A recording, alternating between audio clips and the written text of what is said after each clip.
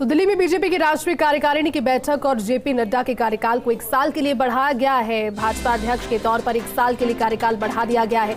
जून 2024 तक नड्डा का कार्यकाल बढ़ाया गया है, एक्सटेंशन उन्हें मिला है, यानी कि अगले लोकसभा चुनाव में उन्हीं की अगुवाई में पार्टी प्रदर्शन करने की तैयारी कर रही थी। और इसको लेकर के देखिए, क्योंकि कल से जनता शिविर जो था वो शुरू हुआ राष्ट्रीय कार्यकारिणी का, जिसमें न सिर्फ विधानसभा चुनावों को लेकर बल्कि लोकसभा चुनावों को लेकर भी एक महामंथन सभी के बीच में हुआ। खुद प्रधानमंत्री नरेंद्र मोदी का रोड शो पहले हुआ। एक सियासी मैसेज भी सभी के पास पहुंचा होगा, क्योंकि चुनावों के प्रदर्शन से एक ऊर्जा भी है जो गुजरात चुनाव के रिकॉर्ड तोड़ जीत हासिल की है, उसका भी एक अच्छा खासा इम्पैक्ट और एक जो पॉजिटिविटी है वो सभी के मन में और बॉडी लैंग्वेज में दोनों नजर भी आ रही है। तो भाजपा की राष्ट्रीय कार्यकारिणी की बैठक, उसका दूसरा दिन आज, और पार्टी अध्यक्ष जेपी नड्डा के एक्सटेंशन पर मुहर लग गई है। खुद केंद्रीय गृह मंत्री अमित शाह ने प्रेस कॉन्फ्रेंस के जरिए जानकारी दी। नड्डा का कार्यकाल अगले साल 1 जून 2024 तक बढ़ा दिया गया है, और यानी कि जो जून 2024 तक बढ़ने का सीधा मतलब वही है कि लोकसभा चुनावों में उन्हीं के नेतृत्व में पार्टी लोकसभा चुनाव बतौर, क्योंकि वो राष्ट्रीय अध्यक्ष है, तो चुनाव लड़ने वाली है। 2019 जून में कार्यकारी अध्यक्ष पहले उन्हें बनाया गया और उसके बाद 20 जनवरी 2020 को पूर्णकालिक अध्यक्ष उन्हें भारतीय जनता पार्टी का बनाया गया। नड्डा का कार्यकाल 20 जनवरी को खत्म हो रहा है और उसको बढ़ाते हुए अब 1 साल का एक्सटेंशन आगे दे दिया गया है। आदिति हमारी सहयोगी हमारे साथ इस वक्त लाइव जुड़ चुकी है। आदिति, सुबह में बात भी हो रही थी और एक्सटेंशन पर मुहर लग गई है। 2024 का जो महामंथन और महासमर है लोकसभा चुनावों का, वो अब जेपी नड्डा के बतौर अध्यक्ष रहते हुए ही पार्टी लड़ेगी।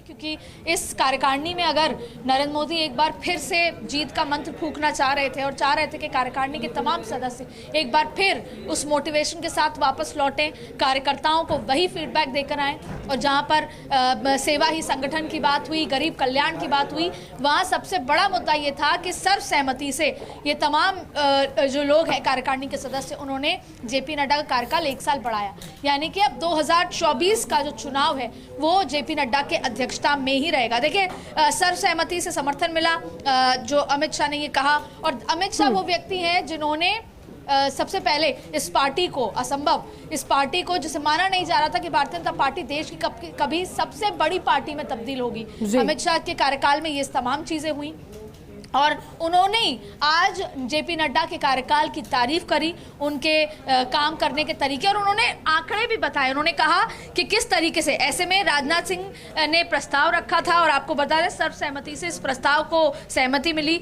2024 तक अब अध्यक्ष भी बने रहेंगे। और स्ट्राइक रेट की बात की कि बिहार में सबसे अधिक स्ट्राइक रेट, बहुत महत्वपूर्ण राज्य है। उसके अलावा उन्होंने महाराष्ट्र में कहा, महाराष्ट्र में देखिए किस तरह की स्थिति में बीजेपी थी, हमेशा अपने सहयोगी दलों के साथ, और आज चीजें विपरीत हो चुकी हैं। तो महाराष्ट्र में एनडीए को बहुमत हासिल किया हुआ, इस बात का जिक्र किया। यूपी में भी जिस तरह की जीत हासिल हुई, ये एक बहुत महत्वपूर्ण, यूपी बहुत ही सेंसिटिव, टेक्निकल, और जहां से खुद प्रधानमंत्री मोदी का संसदीय क्षेत्र आता है। इसके अलावा बंगाल में भी किस तरीके से भारतीय जनता पार्टी की जो ग्राउंड पर, वहां पर जो चुनाव में संख्या बढ़ी, ग्राउंड पर संगठन खड़ा हुआ, और तमाम चीजों को लेकर ये तमाम उल्लेख तो किए गए, लेकिन इसके पीछे की वजह समझते हैं।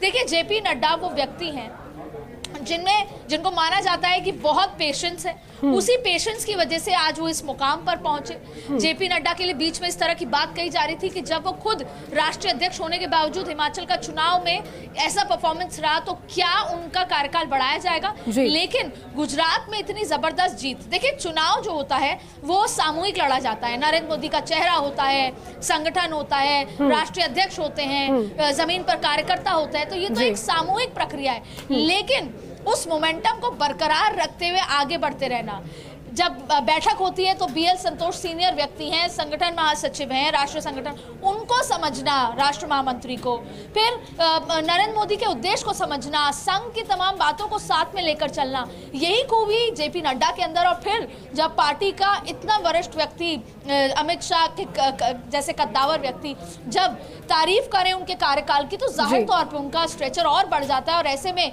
2024 की जिम्मेदारी जिस पर प्रधानमंत्री मोदी खुद मेहनत कर रहे हैं, और मतलब जिसे बोलते हैं कि भारतीय जनता पार्टी 24 घंटे में से 18 घंटे काम करती है। भारतीय जनता पार्टी हर रोज चुनाव में लगी रहती है और अगर आज भी चुनाव करा दी जाए, वो पार्टी है जो 24 घंटे 12 महीने चुनाव में रहती है।